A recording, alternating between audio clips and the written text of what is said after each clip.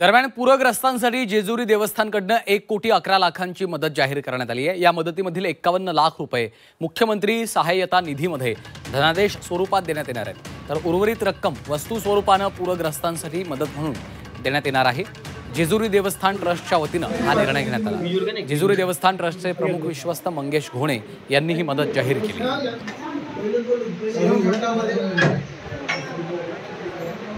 जे आज आपल्या महाराष्ट्रावर संकट आलेले आहे आणि पूर परिस्थिती निर्माण झाली आहे, जनतेचे आत्महत्या हाल होत आहेत। या निमित्त सर्व देव संस्थांनी मदती जाहीर केल्या। आमचंही मार्तंड देव संस्थान जे श्री खंडोबाचं आहे ते आम्ही 1,11,00,000 रुपये मदत यावेळी जाहीर करत आहोत। आणि पूर्वी पण आम्ही ज्यावेळेस सांगलीला पूर परिस्थिती आली होती त्यावेळेस श्री मार्तंड देव संस्थानतर्फे 11 लाख रुपये निधी दिला होता। कोरोना काळातही 1,94,00,000 रुपये निधी मार्तंड देव संस्थानतर्फे वितरित करण्यात आला।